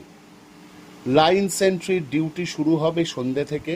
তারা সমস্ত ক্যাম্পটা ঘুরে ঘুরে পাহারা দেবে। নাইট পিকেটের ডিউটি শুরু হবে লাইট আউটের সময় থেকে। আর সবার অলক্ষ্যে সক্রিয় হয়ে উঠেছে জমাদার দাশগুপ্তের ইন্টেলিজেন্স স্কোয়াড। তাঁবুর আড়ালে আবডালে তারা ওত পেতে আছে। যেখানেই গুটি কয়েক ছেলে বসে গল্পগুজব করছে, সেখানেই তারা নিঃসাড়ে ভিড়ে পড়েছে। ক্যাম্পের চৌহদ্দির বাইরে যাওয়া একেবারে নিষিদ্ধ। বিড়ি সিগারেটের অভাবে ধূমপানকারীদের পেট ফেঁপে উঠেছে, তবুও তারা ছুটি চাইতে সাহস পাচ্ছে না। হয়তো তাকেই চেপে ধরবে, পালানোর ফিকির মনে করে। বেড়ার 10 হাতের মধ্যে যাওয়ার উপায় নেই, তাহলেই কোনো না কোনো সেন্ট্রি হাঁক পারবে। পায়খানায় যাওয়ার সময় একজন ডান্ডা সেন্ট্রি ডান্ডা উঠিয়ে পেছন পেছন যাবে। কর্ম সমাপনান্তে ডান্ডার ডগায় তাকে আবার ক্যাম্প চৌহদ্দির মধ্যে ঢুকিয়ে দেবে। গার্ডরুমের খাতায় প্রত্যেকের বাইরে যাওয়া ও ফিরে আসার সময় নোট করা হচ্ছে। রোল কলের হুকুম শুনে ছেলেরা বুঝল আশঙ্কা তাদের অমূলক নয়। পরদিন সমস্ত কোম্পানির ফেটিগ, তার মানে রগড়ানি শুরু হলো। কিছুক্ষণ পরে মেজর সাহেব স্বয়ং এসে দাঁড়ালেন রোল কলে। তাঁর আবির্ভাবে ছেলেদের হাত পা যেন পেটের মধ্যে ঢুকে যায়। নিঃশ্বাস বন্ধ করে কাষ্ঠবৎ তারা দাঁড়িয়ে আছে। মেজর সাহেব বললেন, তোমরা সকলে বসে পড়ো, তোমাদের খুব কষ্ট হচ্ছে নিশ্চয়ই। মেজর সাহেবের স্বর কোম্পানির প্রত্যেকটি ছেলেই চেনে, কিন্তু এমন মোলায়েম স্বর তো কখনো শোনেনি। সত্যি ইনি মেজর রায় তো? চোখ পিটপিট করে তারা মেজর সাহেবের মুখখানা দেখবার চেষ্টা করে। মেজর সাহেব উপবিষ্ট ছেলেদের আরো কাজ ঘেঁষে দাঁড়িয়ে বলতে শুরু করলেন, তোমাদের কাছে আজ এমন একটা খবর এনেছি যা শুনলে তোমরা সকলেই খুশি হবে। আমরা কাল এখান থেকে মুভ করছি। তোমাদের নিশ্চয়ই জানতে ইচ্ছে করছে কোথায় আমরা যাচ্ছি, কিন্তু আমিও তোমাদের মতোই এর বেশি আর কিছু জানি না। মিলিটারিতে ট্রুপস মুভমেন্ট হচ্ছে সবচেয়ে গোপনীয় ব্যাপার। একটু থেমে পাইপটাকে ধরিয়ে নিয়ে আবার বলতে শুরু করলেন, কাল সকাল থেকেই আমাদের কাজ শুরু করতে হবে। অনেক কাজ আমাদের। এই ক্যাম্পের প্রতিটি জিনিস আমাদের সঙ্গে করে নিয়ে যেতে হবে। আমি দেখতে চাই তোমরা প্রত্যেকে হাসি মুখে কাঁধে কাঁধ মিলিয়ে তোমাদের কাজ হাসিল করেছ। মেজর সাহেব থামলেন। সঙ্গে সঙ্গে সুবেদার সাহেব মেজর সাহেবের কানে কানে কি যেন বললেন। মেজর সাহেব ঘুরে দাঁড়িয়ে আবার বলে চললেন, তোমরা সকলেই আমার ছেলে। তোমাদের মতো আমারও একটি ছেলে মিলিটারিতে রয়েছে। ভর্তি হওয়ার পর থেকে কোথায় যে সে আছে তা আজও আমি জানি না। তাই তোমাদের মধ্যেই আমি তাকে দেখতে পাই। তোমাদের কোনো কষ্ট হলে সে কষ্ট আমাকেই বেশি বাজে। কিন্তু সৈনিকের জীবনই হলো কষ্টের জীবন, আর কষ্টকে যে ভয় পায় না সেই হলো সত্যিকার সৈনিক। আমার কোম্পানির 5টি ছেলে পালিয়ে গেছে। তারা যে আমার মনে কত কষ্ট দিয়ে গেছে সে কথা তোমরা বুঝতে পারবে না। তোমাদের সকলকেই আমি বলছি, তোমাদের যদি কোনো কষ্ট হয় তোমরা আমাকে জানাও, আমি সে কষ্ট দূর করব। আর তা যদি না পারি আমি নিজেই তোমাদের ছেড়ে দেব। কিন্তু এভাবে তোমরা পালিও না, পালিয়ে তোমরা বাঁচতে পারবে না। পুলিশ তোমাদের খুঁজে বার করবেই। মিলিটারি আইনে ডেজার্টারের জন্য যে শাস্তি তা অমানুষিক। সে শাস্তি আমি তোমাদের কাউকেও দিতে চাই না। ছেলেরা স্বস্তির নিঃশ্বাস ফেলে ভাবছে, যাক বাবা, সারাদিন যে এক পায়ে দাঁড় করিয়ে রাখেনি সেই আমাদের জোর বরাত। মেজর সাহেবের লেকচারের পর মন সকলের হালকা হয়ে গেছে। ছেলেরা আবার ছোট ছোট দলে আড্ডা জমিয়েছে। সারা দিনের চাপা পড়া সমস্ত কথা যেন তুবড়ির মতো ঠেলে বেরিয়ে আসছে। অমল অস্থিরভাবে মাঠময় পায়চারি করে বেড়াচ্ছে। অনেক কথা ঝাঁক বেঁধে তার মনের মধ্যে থেকে বেরিয়ে আসতে চাইছে। তাহলে সত্যি মুভ করতে হবে? সে যেন কিছুতেই খুশি হতে পারছে না। অ্যাডভেঞ্চার আর রোমাঞ্চকতার আকাঙ্ক্ষা এই 1 মাসের সৈনিক জীবনে তার মধ্যে থেকে উবে গেছে। এই যাওয়াকে কি কোনোভাবেই এড়ানো যায় না? মনে পড়ল রশিদের কথা। রশিদ তো নিজেই নিজের ব্যবস্থা করে নিয়েছে। মেজর সাহেবের করুণা আর মিলিটারি আইনের ফাঁকের জন্যে অপেক্ষা করেনি। কিন্তু রশিদ পালালো কেন? নিছক মরণের ভয়? না না, রশিদ কাপুরুষ নয়। সে মার খেতেও পারে, আবার মার লাগাতেও পারে। তবুও তো রশিদ পালালো। রশিদের অভাবে অমলের মনটা কেমন যেন ফাঁকা ফাঁকা থাকে। রোল কলের পর রোজই তারা খানিকটা গল্পগুজব করত। রশিদ বলতো তার কৃষক জীবনের কথা, তার পারিবারিক আচার ব্যবহারের কথা, তাদের গ্রাম্য সমাজের কথা, জমিদার মহাজনের জুলুম অত্যাচারের কথা। সে অবাক হয়ে শুনেছে আর ভেবেছে এত বড় একটা জগৎ তার কাছে এমন মারাত্মকভাবে অজানা ছিল কেমন করে। রশিদ তার পারিবারিক জীবনের কথা কত নিঃসংকোচে বলে গেছে। কয়েকদিন আগে বলেছিল এক আকাল বছরের কথা। সে বছরে মরেছিল বহু লোক কেবল খেতে না পেয়ে। রশিদ তখন ছোট, কত আবেগ ঢেলে আর গর্ব ভরে রশিদ বলেছে কেমন করে তার বাবা মা ভাই বোন সকলে গঞ্জে গিয়ে মোট বয়ে লোকের বাড়ি বাড়ি জন খেটে কোনো রকমে দুমুঠো খেয়ে প্রাণটাকে বাঁচিয়ে রেখেছিল। অমল ভাবতে চেষ্টা করেছে এমন একটা অবস্থায় পড়লে তার বাড়ির লোকেরা কি করত। তার বাবা মা ভাই বোন রাস্তায় বার হয়ে গতরে খেটে অন্ন সংস্থান করবে, একথা ভাবতেই তার মন কুঁকড়ে উঠেছে। কিন্তু রশিদের সমাজের মতো সহজ সমাধানও খুঁজে পায়নি। রশিদের কাছে অমল তার পারিবারিক জীবনের কথা বলতে কেমন যেন সংকোচ বোধ করেছে। তাদের বাড়ির মেয়েরা যে কতখানি অসহায় সে তুলনা তাকে ব্যথিত করেছে। তাদের সমাজের এই পঙ্গুত্ব তাকে রশিদের কাছে অনেক ছোট করে ফেলেছে।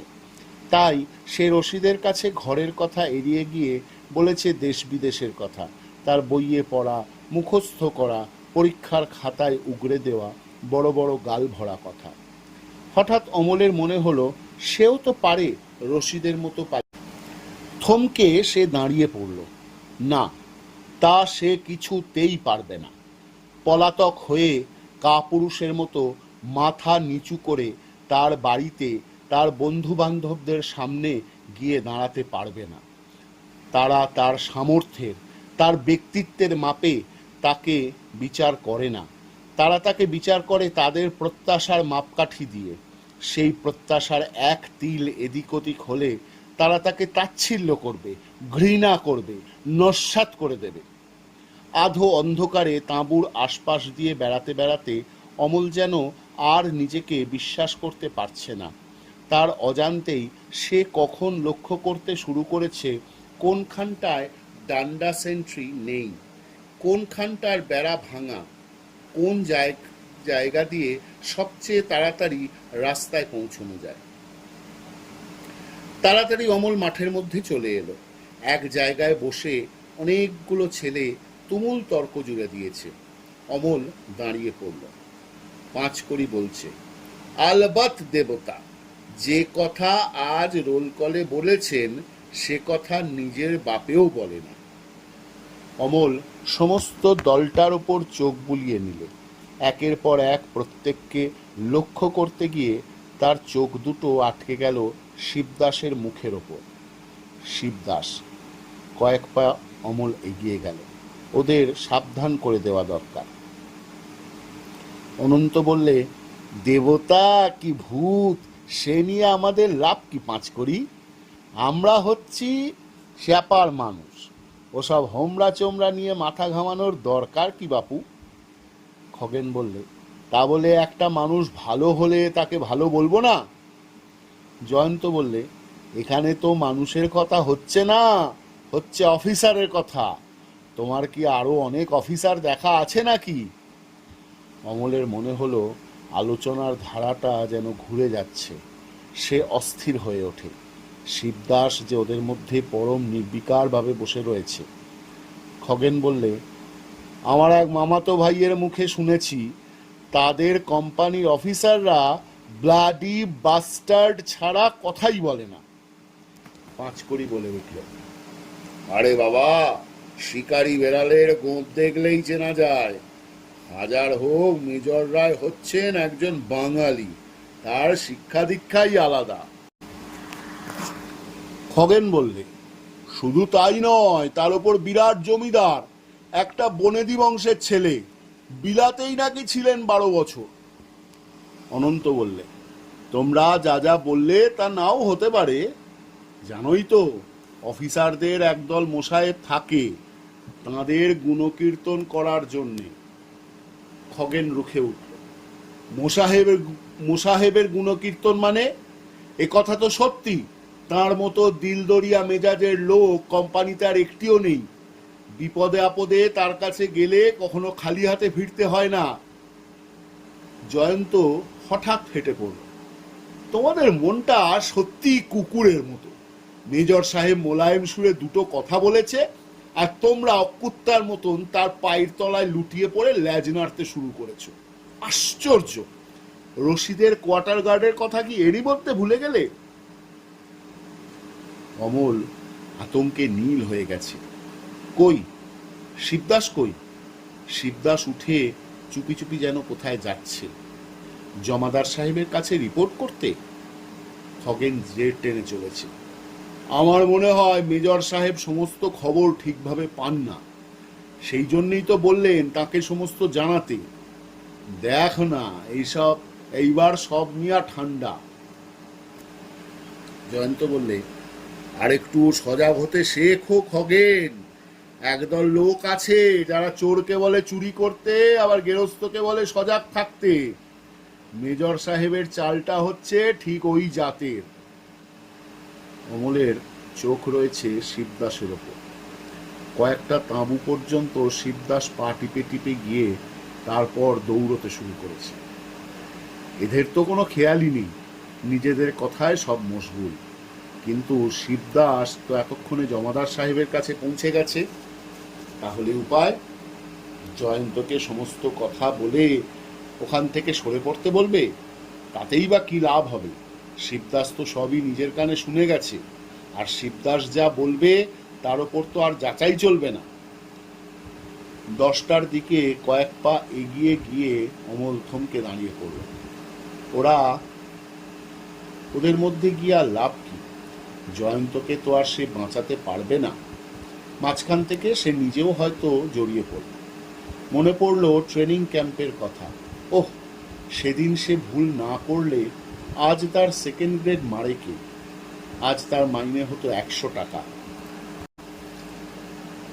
তখনও ওদের মধ্যে সেই কথারই জের চলেছে। পাঁচকড়ি বলছে, মদ খেলেই মানুষ বধ হয়ে যায় না। অমল পেছিয়ে যাচ্ছে। আপন মনেই সে বলে ওঠে, না, ওসব ঝামেলার মধ্যে গিয়ে কাজ নেই।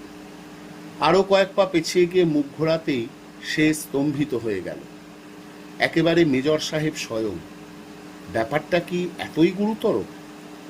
মেজর সাহেব এত জোরে হেঁটে আসছেন যে বেটে জমাদার দাশগুপ্ত মাঝে মাঝে দৌড়েও তার সঙ্গে তাল রাখতে পারছে না। দলটার সামনে এসে মেজর সাহেব দাঁড়িয়ে পড়লেন। জমাদার সাহেব জয়ন্তকে দেখিয়ে দিলেন। মেজর সাহেব একেবারে জয়ন্তর সামনে গিয়ে দাঁড়ালেন। বিস্ময় বিমূঢ় দলটার বিস্ফারিত চোখের সামনে তিনি জয়ন্তকে শার্টের কলার ধরে এক হ্যাঁচকায় টেনে তুললেন। বিবর্ণ মুখে জয়ন্ত মেজর সাহেবের মুখের দিকে ফ্যাল ফ্যাল করে চেয়ে আছে। ঘুরে দাঁড়িয়ে অমল অনুভব করতে পারছে পা দুটো তার ঠকঠক করে কাঁপছে। জয়ন্তর কলারটা ধরে একটা ঝাঁকানি দিয়ে মেজর সাহেব বললেন, কি হে জাপানি স্পাই, জাপানের কাছ থেকে কত মাইনে পাচ্ছ? জয়ন্ত নীরব। বাকি ছেলেরা পেছন দিকে হেলে পড়েছে। মেজর সাহেব বললেন, 5th কলামনিস্টদের জন্য কি ব্যবস্থা জানো? চোখ তুলে জয়ন্ত মেজর সাহেবের লাল লাল চোখ দুটোর দিকে তাকিয়ে রয়েছে। সেই উদ্যত মুখের ওপর মেজর সাহেব একটি ঘুষি বেশ জমিয়েই দিলেন। জয়ন্তর মুখের কষ বেয়ে খানিকটা রক্ত গড়িয়ে পড়ল। সঙ্গে সঙ্গে তার মাথাটা ঝুলে পড়ল বুকের ওপর।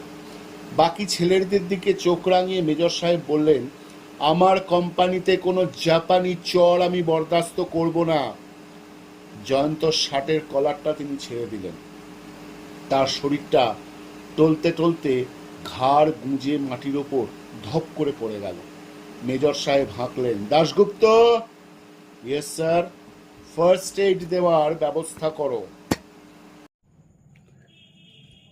আজ এই পর্যন্তই। আগামী পর্বের জন্য আপনারা পরবর্তী ভিডিওর জন্য অপেক্ষা করুন। নমস্কার।